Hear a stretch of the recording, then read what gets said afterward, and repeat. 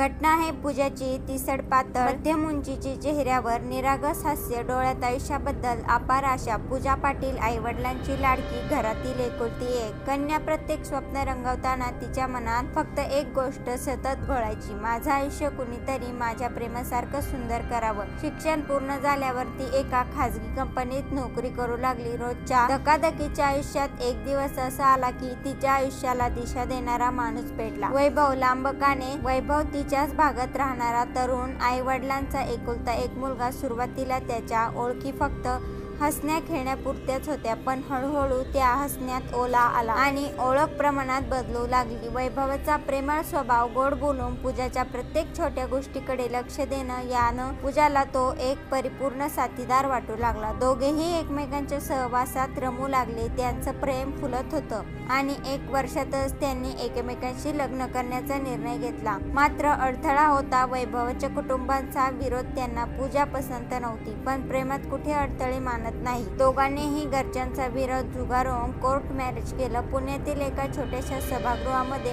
फक्त जवळच्याच मित्रांच्या उपस्थितीत साध्या पद्धतीने त्यांचं लग्न पार पडलं. तो दिवस पूजासाठी तिच्या आयुष्यातील सर्वात मोठा आणि आनंदाचा क्षण होता. मात्र पूर्ण आयुष्य तुझ्यासोबत घालवायचं आहे ह्या वैभवच्या वाक्यावर तिने विश्वास ठेवला. लग्नानंतरच्या पहिल्या काही आठवड्यात पूजा अक्षरशः स्वर्गात जागत होती. दोघे बाहेर फिरायला जायचे, जेवायला बाहेर जायचे, फोटो काढायचे, इंस्टाग्रामवर स्टोरी टाकायचे. कपल गोल म्हणतात तसं. काही मात्र हळूहळू चित्र तसंच वैभवच्या स्वभावात बदल दिसू लागले. छोट्या गोष्टीवरून तो चिडायला लागला. हे का घातलंस? कोणाशी बोलत होतीस? फोन इतका वेळ कोणाचा होता? त्यांच्याशी प्रेमाने काळजी समजून शांत राहिली, पण जसा जसा वेळ जात गेला तशी तशी परिस्थिती बिघडू लागली. तो तिला शिव्या शाप देऊ लागला, मारहाण करणं सुरू झालं. तिच्या डोळ्यात आता स्वप्न नव्हती, केवळ अश्रू होती. तरीही तिने ते नातं टिकवण्याचा प्रयत्न केला. शक्य असेल तितकं सहन करते, पण लग्न मोडले पाहिजे असं नाही वाटत, असं तिच्या मनात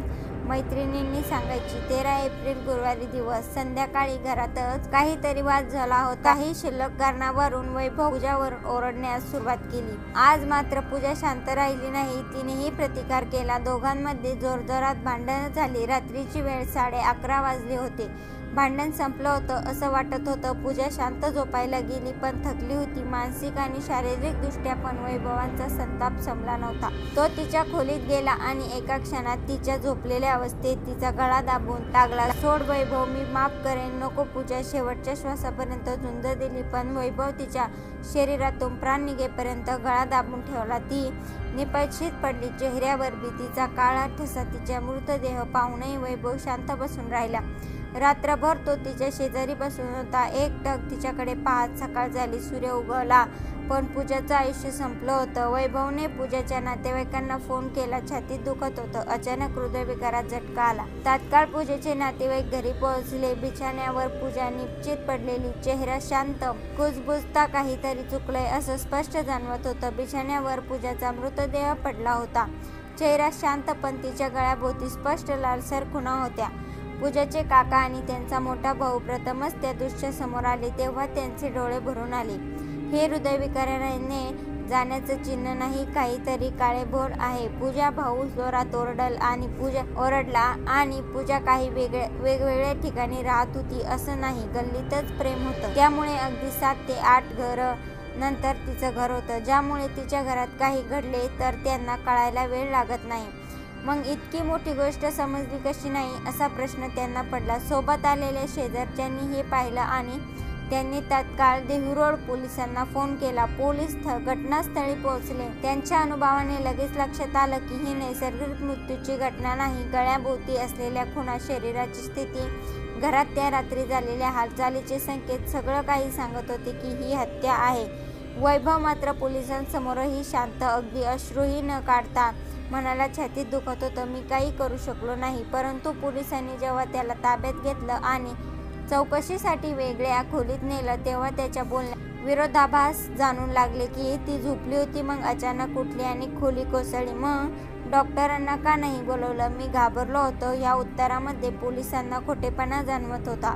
अखेर पोलिसांनी खाक्या दाखवला आणि तो क्षण वैभव कधीही विसरू शकणार नाही. हो, मारलं मी तिला, पण तिनेही त्रास दिला होता. सगळं माझ्यावरच टाकलं होतं. त्याचा गळा भरून आला. होता, पण हे अश्रू पश्चातापाचे होते की अपराध उघड झाल्याचं हे कोणालाच उमजत नव्हतं. पूजेचे आई वडील आणि भाऊ जेव्हा शवविच्छेदन अहवाल घेऊन परतले तेव्हा त्यात स्पष्ट नमूद होता मृत्यूचं कारण गळा दाबून खून.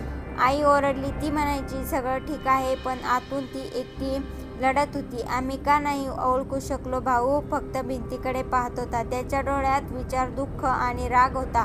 देहू गावात ही थरकाप उडवणारी घटना ठरली. प्रेमविवाह म्हणजे फक्त साथ नव्हे तर संघर्षही असतो हे सर्वांच्याच लक्षात आलं. लोकांचा प्रश्न पडेल एवढं प्रेम करत होते, मग इतका द्वेष कसा निर्माण झाला?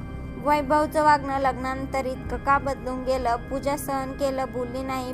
काय एका मुलीचा जीव गेला फक्त तिचं हो म्हणणं चुकीच्या व्यक्तीसाठी होतं म्हणून पूजेच्या भावना आणि वडिलांनी ठरवलं या खुन्याला योग्य शिक्षा झाली पाहिजे. त्यांनी वकिलाची मदत घेऊन कोर्टात अर्ज दाखल केला.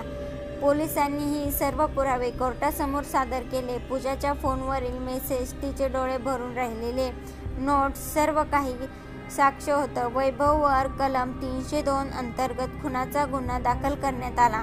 शेवट पण कायमची जखम. पूजाच्या अंत्यविधीत शेकडो लोक होते.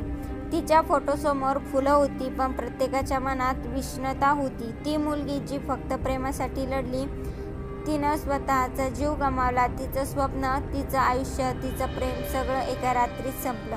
ह्या घटनेतून आपण काय शिकावं? प्रेम हे जबाबदारी आहे. नातं हे समजून घेण्याची, सहनशीलतेची परीक्षा आहे. जर सहजीवनावरून रूप एका रात्री अशा अनामानुष्य कृत्यात बदलू शकतं तर त्या नात्याचं मूल्य काय? पूजा गेली, पण तिची घटना आजही अनेक स्त्रियांना सातत करते, विचार करायला लावते.